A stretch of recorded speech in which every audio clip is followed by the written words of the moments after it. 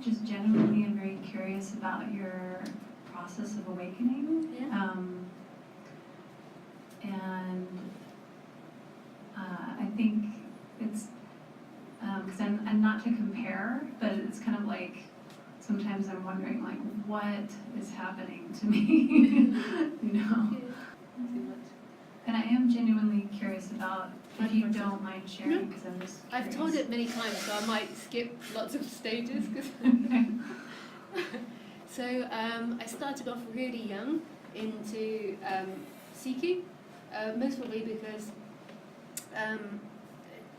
we had a lot of difficulties in our family, and so there was lots of suffering I witnessed. My mum was a carer of my brother and my gran, and so there was a lot of illness, there was a lot of time spent in hospitals when I was growing up, and there was a lot of seeing of suffering.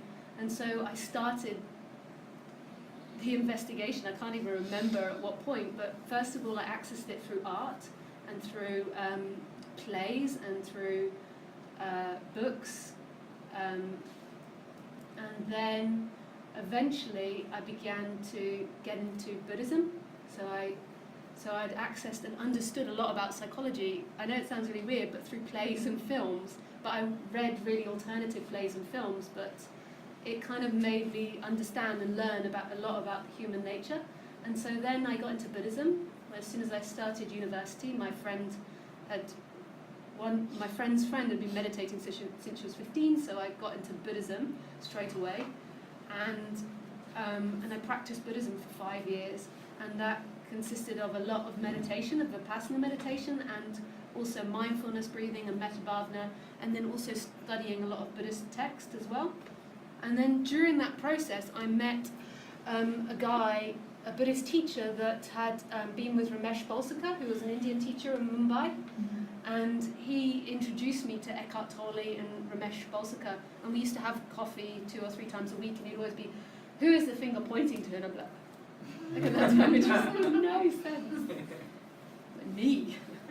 And I just didn't understand that, but I carried on being friends with him, and he'd feed me books, so he'd feed me information slowly, and then eventually I outgrew that, or I began to digest quicker than he could give me books, so I began to find my own way, and I began to find speakers in London where I was living.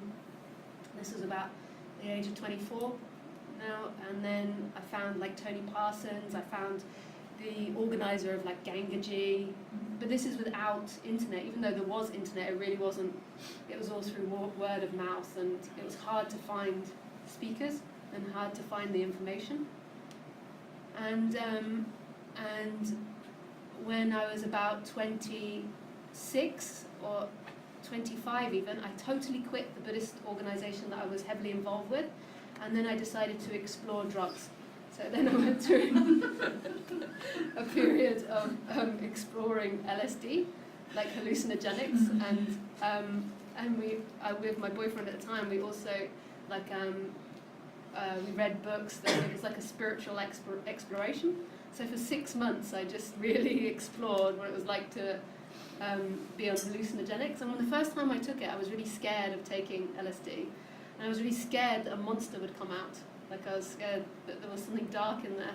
And the first time I took it, I had a really nice trip, and I just kept laughing because I was like, it's empty, it's empty, it's empty. I was so petrified of like my monster. And I thought it was so funny that it was empty. But then other times when I tripped, the monster came, but that particular time. And so I explored LSD, and when I was taking LSD, I really began to understand, or I really began to see that there was nobody there, even though I'd heard it many times, and that the nature of reality was dependent on what the brain projected. So it was like there was nobody there, and then this body was the projector. And so if I took LSD and changed the brain, the reality came different. So the world completely changed and broke down when you took that. So I really began to understand that part of the Buddha's teaching, that the world wasn't a fixed reality, and that these bodies are projectors. So in a way you could say there is no difference between the brain and the world, because everything that brain interprets is what it interprets, and It's not like there's a fixed reality. And I also began to understand, the Buddha used to say that everything was made of atoms, and if you've ever done LSE, everything pulsates and kind of flows into each other. And you begin to see that it's not fixed objects, but it's energy dancing. Like it's energy moving from one thing to another, and there is no divide actually between things. But that only went on for 6 months, because what LSD also did was it gave me incredible anxiety. So in my daily life, it really like evoked anxiety, whether that was the realizations or because I'd done drugs. But a lot of anxiety came, and at night I used to have this thing called existential terror, where I would wake up and I'd be like, why the fuck am I alive? And it was like terror that would come, real terror. And so I decided that I had to change something, and so I decided that I would go to India. And I went to India, and I met Ramesh and sat with Ramesh for quite a long period. And then I was taking a break because I'd been very sick, so I went to Osho Ashram because it was nice and clean. I didn't really like Osho or follow Osho, but I went there just to get away from Mumbai and the city. And I met my ex-partner, Roger Castillo, which is, he's speaking here. And this was before he publicly spoke. And he tried to, he's maybe not going to like that I say all this, because this is being live streamed.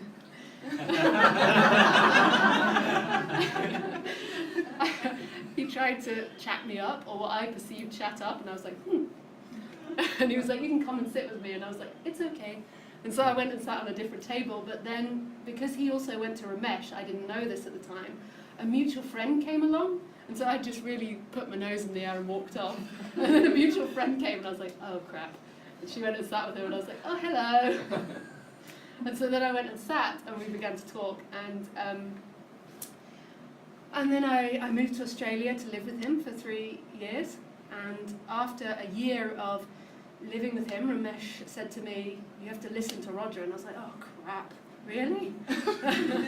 And Roger started to speak to me, and he had already before about non-duality, so and about psychology as well, a lot about psychology and doership.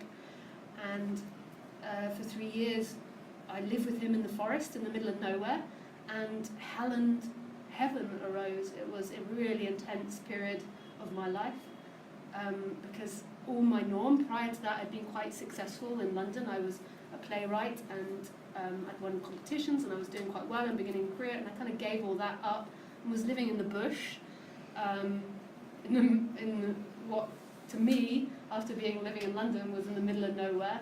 And I didn't really know anyone. I couldn't work for the first year because I didn't have a visa. And so it was just me and Roger and the dogs and the trees. And so many projections came up, so many fears came up, and at the same time so much heaven and beauty. Like I'd never really lived in nature before, and just going for walks in the forest in the morning and not having, like it was such a profound change from living in London and having to be someone to just getting up and walking at whatever time I wanted and not having any idea of who I had to be that day for anybody. It was just Roger, and I didn't really care. He liked to talk a lot anyway, so it was like I didn't have to be anything. I just like, and then every so often I'd be like, shut up!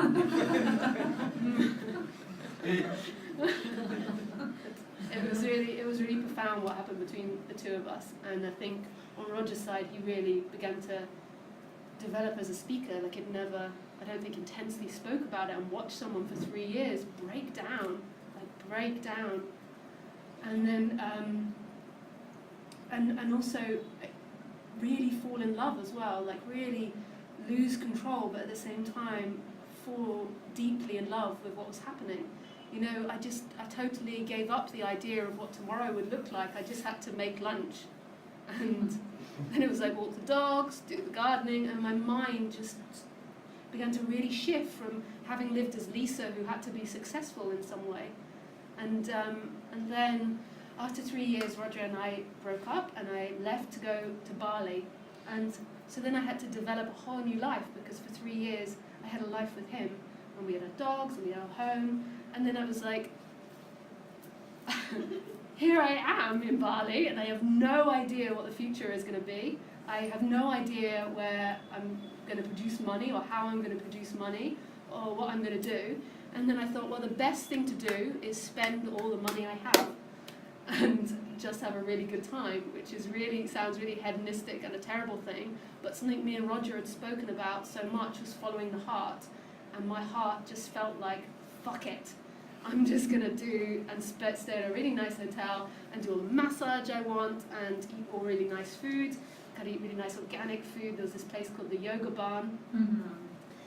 You know, and I would eat there like every day, even though I should be on a budget, and I would go for massage. It's like sometimes really expensive massage, where you can go for cheap ones. I'd be like, yeah. And I would just, like, I'd be walking down the street and I'd be like, I feel like this, and I would just do it. I indulged everything. And then I was sitting in the cafe, and I was looking at the waitress, and this had been happening for many years, but not to that extent, and I hadn't understood it, like what happened there, was I was looking at her and I just thought, wow, she's really beautiful. And I was eating banana fritters and I was drinking my tea and I was listening to trance music. I wasn't thinking about spirituality or there is nobody.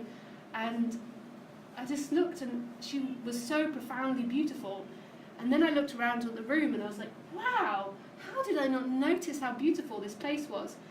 And the more and more I began to see beauty, it felt like my sense of self, this is going to sound really weird like an alien, began to come out of my eyes. So it was like I'd always felt like I was located here, and then it felt like that energy that felt like it was located here began to go into the room. And this can be really scary, but for some reason it didn't scare me at the time. I just felt like, wow, they're really beautiful, and it felt like a movement forward. And as it began to move forward, it suddenly like reached other things.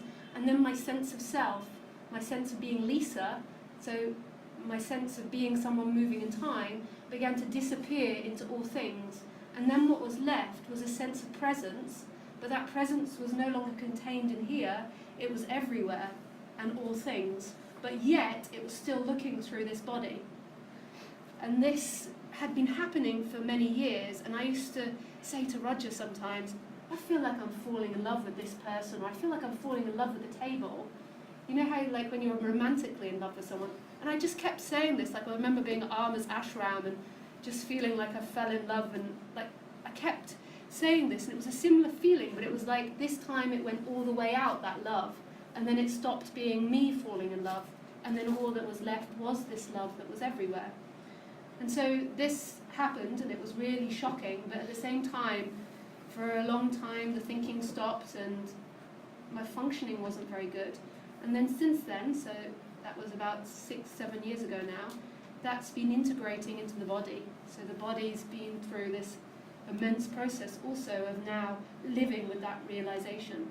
So there's new information that's being understood. The old traumas become less. They still come up, the old traumas, but they seem to become less over years.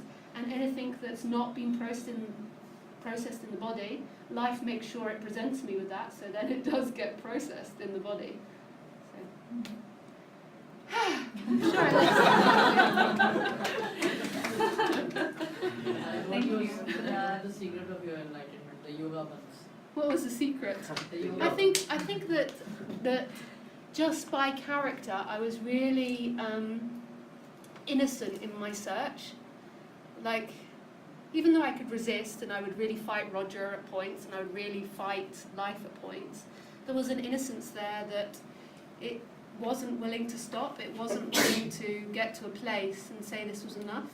There was this innocence that flowed through. So I know that sounds, innocence is maybe not the right word. Like genuinity, maybe that's the right word. Like there was a genuineness. Sincere. Yeah, sincere. Like even though I could go through moments of total arrogance and pride, there was always come a point where I was willing to go beyond that. So I might be stuck in the pride for a couple of days or an hour or two, but then there would be a coming down from that and a genuineness to go beyond that. And it's not my doing, I didn't create that genuineness, but that just seemed to form, that there was a willingness to go all the way. Mm-hmm. And even now, still, there is still that quality in this body-mind mechanism, because this is still a process of developing and changing. And I think that's a really important quality, because it's easy to get to, I'm done. And then you're like, no. Poof! Oh, okay.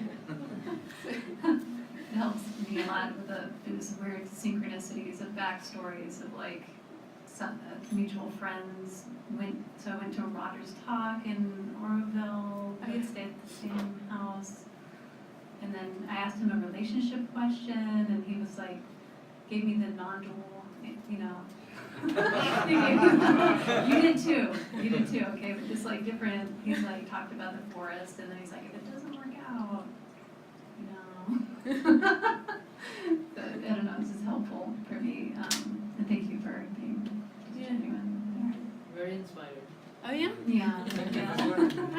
Well, this is why the other day I was recommending Roger. He's a really beautiful being, and he was really, like, we speak very differently, but you can notice that there's tones and where we've got similarities. But since leaving Roger, I've had to move away and develop my own way of speaking. But there's a really beautifulness, and Roger was so patient and kind with me, because sometimes I would get so, he's like what he is in talks all the time, and sometimes I'm like, he's always, I don't mean to say it in a bad way, but there's always an answer, like he's so profound, he can answer everything intellectually, and you're like, so clear. Yeah. And so this energy that's creative and arty and not so much on the intellect, it could create like fire here. But this was really good, and he was really patient for all my stuff to come and all my issues to come out. It's beautiful. Yeah, it was the type of therapy they do is expressive arts therapy. And so I'm more connected with feelings, intuition, and creativity. And so Roger, I had our time resonating, but it's like all different instruments for speaking the same thing. But so I could hear the like similar lessons of truth there. And so I just appreciate your talks, so I resonate a little bit more. Yeah, it depends. Everybody is different. And I think that on the feeling level, I think I taught Roger a lot as well while we were together, because I was so like, all of it. Like,